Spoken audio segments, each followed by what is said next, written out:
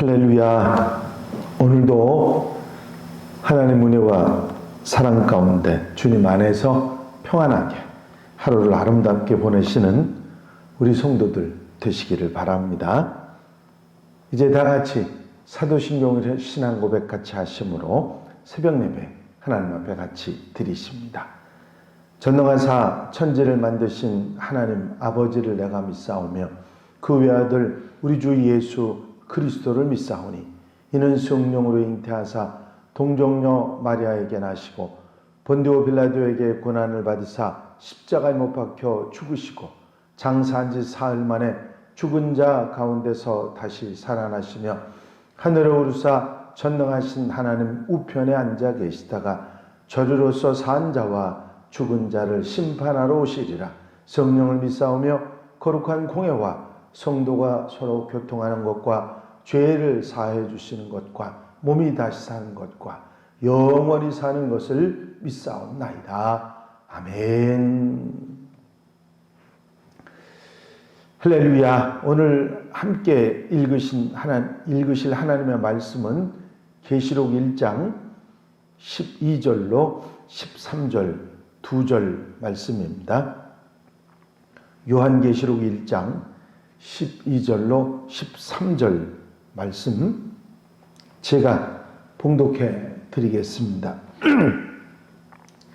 몸을 돌이켜 나에게 말한 음성을 알아보려고 돌이킬 때에 일곱 금촛대를 보았는데 촛대 사이에 인자 같은 이가 발에 끌리는 옷을 입고 가슴에 금띠를 띠고 사도 요한께서는 요한계시록을 시작하면서 이 말씀은 예수 그리스도의 계시다 말씀하시고 그리고 자세하게 그 계시에 대한 말씀, 이 계시의 말씀을 읽고 듣고 지키는 자가 복이 있다 말씀하시면서 그 계시의 주체이신 예수 그리스도가 어떤 분이신지를 분명히 밝혔습니다. 그러면서 이제부터 보는 것을 모두 기록해서 소아시아 7교회 전하라고 그렇게 음성을 들었는데 그 큰 음성, 나팔소리 같은 큰 음성이 보라고 한 것이 뭔지를 알아보기 위해서 몸을 돌이켜서 보았더니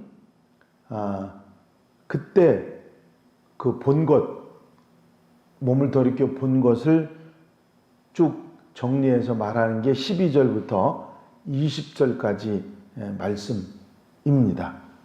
요한이 그때 보았던 것은 예수 그리스도의 형상, 예수 그리스도의 형상을 이렇게 묘사한 내용들이 나와 있습니다.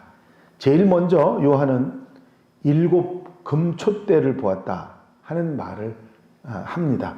몸을 돌이켜 나에게 말한 음성을 알아보려고 돌이킬 때에 7 금촛대를 보았는데 이 7 금촛대는 뒤에 나오는 20절에서부터 나오는 7교회, 즉 편지를 받는 수신자 교회를 말하는 것입니다.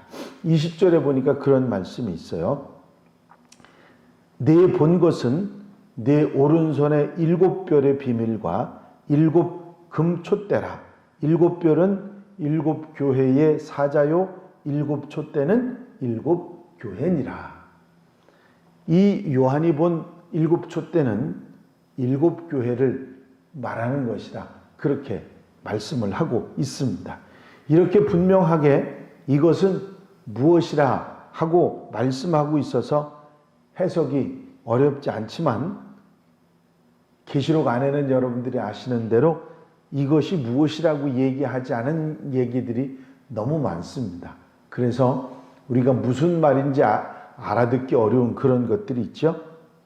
다른 해석을 하는 사람들은 이것을 이렇게 애매모호하게 상징적으로 표현한 것들을 사람이라든지 아니면 특정 기관 또는 어떤 것이라고 이렇게 말하는 사람들이 있는데 그것은 바른 것이 아닙니다.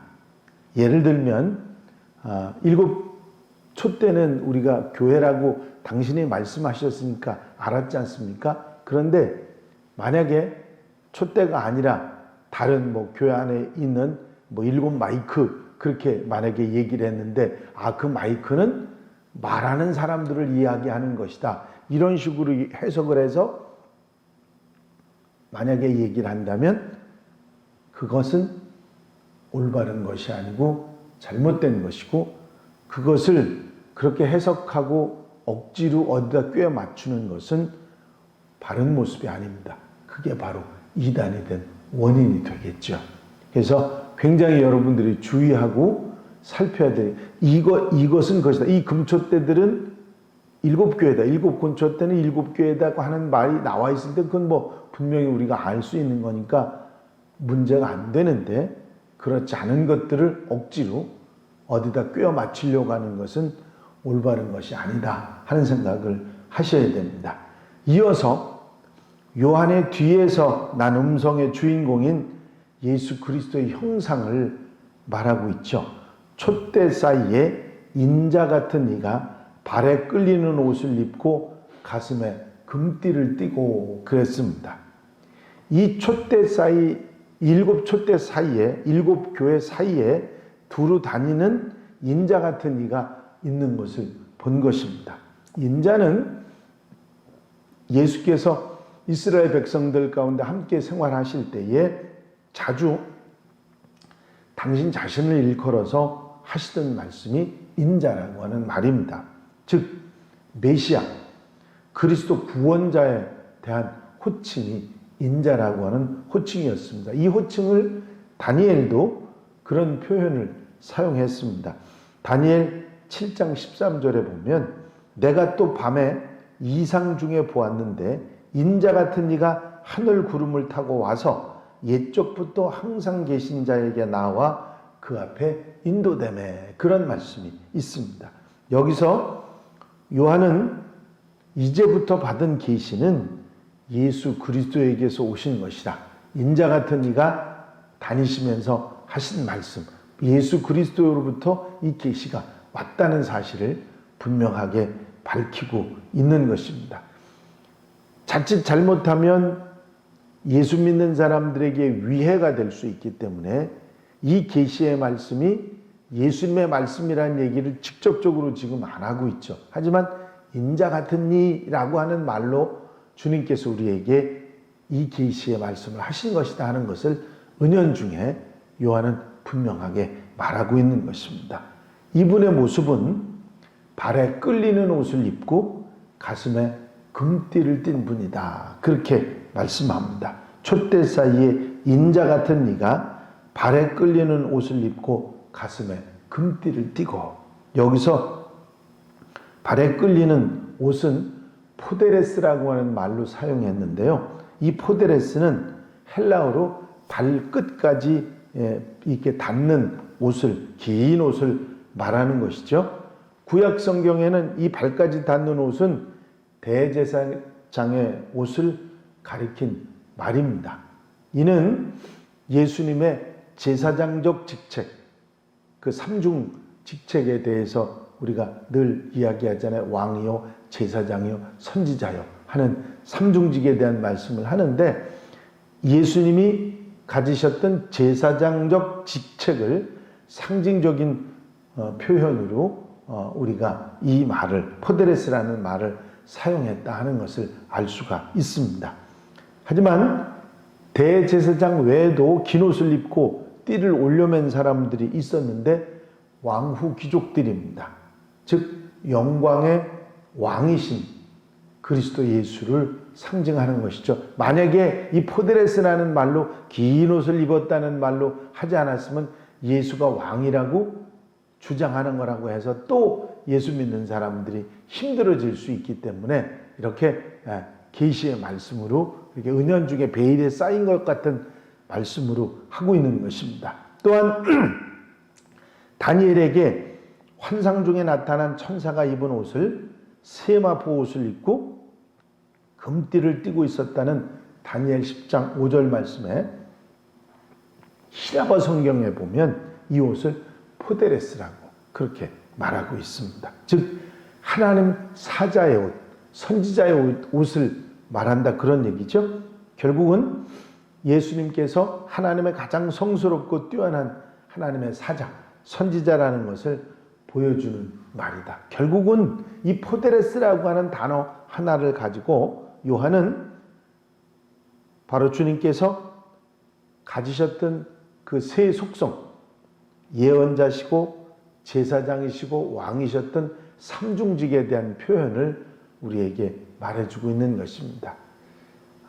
예수님이 부활 승천하시고 나서 이제 시간이 지나면서 복음이 필요해서 복음서 예수님에 대한 일대기를 기록했던 마태나 마가나 누가나 요한이나 그들은 예수님의 이런 삼중직에 대한 얘기를 말하는 데 있어서 별로 그렇게 가리지 않고 이야기했습니다. 그런데 요한은 이제 이 말을 굉장히 조심스럽게 하고 있는 거예요.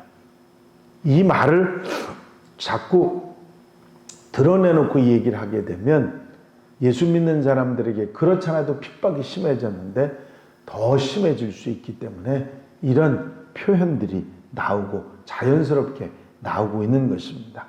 하나님의 진리를 우리에게 전하시고 하나님 앞에 나아갈 수 있도록 인도하시는 분, 하나님께서 능력과 주권과 왕위를 영원히 주신 분, 그리스도, 그분이 이 일곱 촛대 사이를 다니시며 우리에게 말씀을 하셨다. 그런 얘기죠. 주님께서는 이 삼중직의 사역을 잘 감당하셔서 우리의 본이 되셨습니다. 우리도 이런 주신 사명 우리 마음속에 두고 잘 감당해서 칭찬받는 성도들이 되어야 될 줄로 믿습니다. 요한은 예수 그리스도의 삼중직에 대한 표현을 포데레스라고 하는 한 단어를 가지고 모두 다 표현을 하고 있었던 것입니다.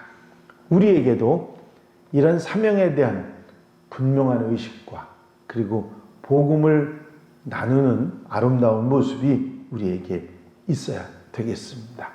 여러분, 우리는 하나님께서 필요하셔서 불러 쓰신 그런 하나님의 사람들인데 우리는 쓰임받기 위해서 내가 꼭 있어야 할 그 자리, 내가 꼭 감당해야 될 그 일들을 감당하는 하나님의 백성들이 되어야 될 줄로 믿습니다.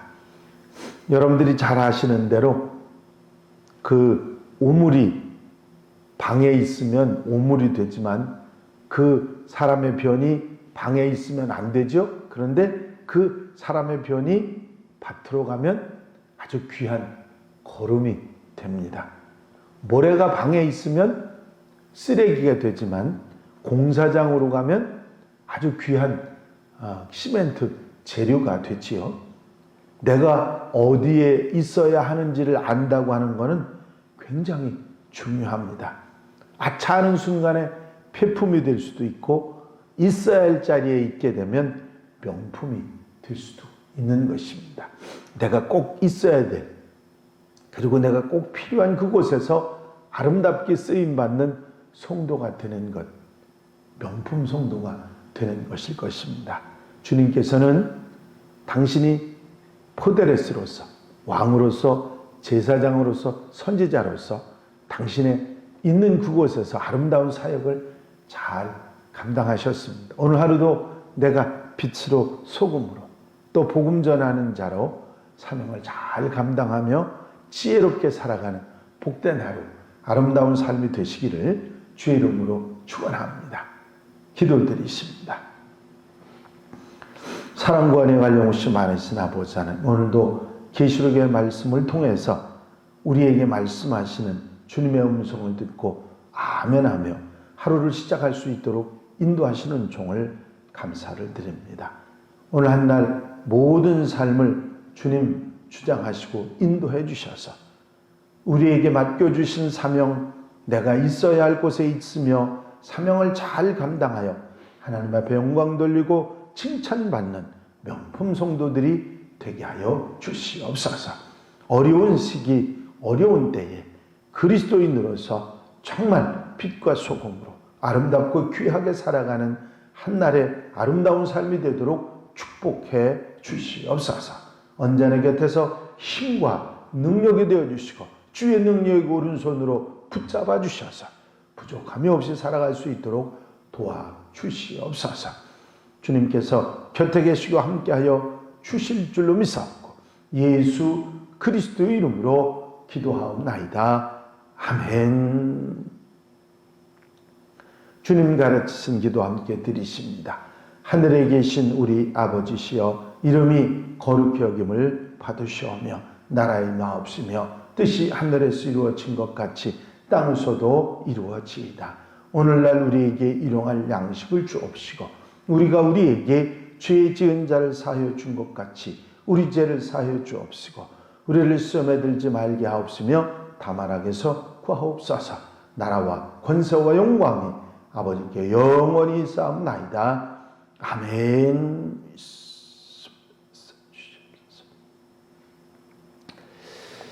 할렐루야. 좋은 소식이 하나 있습니다. 그 교계 지도자들과 중대본 이 정부 이 방역 당국과 함께 해서 교회에 모이는 숫자에 대한 것을 구체적으로 방역 수칙을 잘 지키면서 모이는 숫자들을 구체적으로 아주 디테일하게 설정을 한 것 같습니다. 지금까지는 방송에 관여하는 사람들만 교회가 크든 작든 그 사람들만 예배에 함께 할 수 있었는데 이제는 이렇게 인원 제한을 했다고 합니다. 300명 이상, 지금 그 좌석수가 300석 이상인 교회에는 50명까지 예배를 드릴 수 있고 300명 이하의 좌석에는 20명까지 예배를 드릴 수 있다. 이런 규정을 지어서 각 교회들이 조금 숫자를 늘려서 예배를 드릴 수 있는 숫자들을 방안을 마련해서 중대본과 이 방역당국과 서로 방역 수칙을 잘 지키면서 진행해 나가도록 그렇게 이야기를 한 것 같습니다.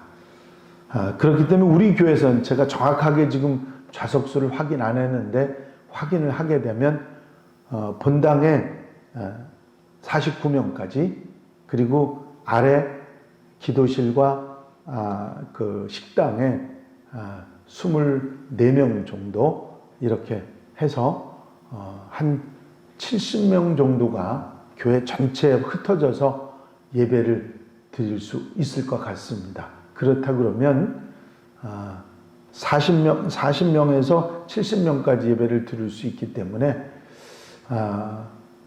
늘 지난번 비대면 때 어렵지만 함께 예배 드렸던 분들은 다 예배 드리실 수가 있지 않을까 그런 생각을 조심스럽게 해봅니다. 오늘 정확하게 잘 따져가지고 그래서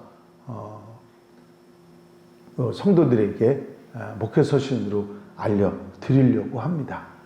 그렇게 하시고 더 그 코로나 사태가 잘 진정이 돼서 마음껏 우리가 예배할 수 있도록 그런 환경이 만들어지라고 여러분들이 위해서 기도해 주시기 바랍니다. 오늘 하루 하나님 은혜와 사랑 가운데 주님과 함께 소망 중에 사명 잘 감당하며 살아가게 해달라고 기도하시고 자유롭게 기도하시겠습니다.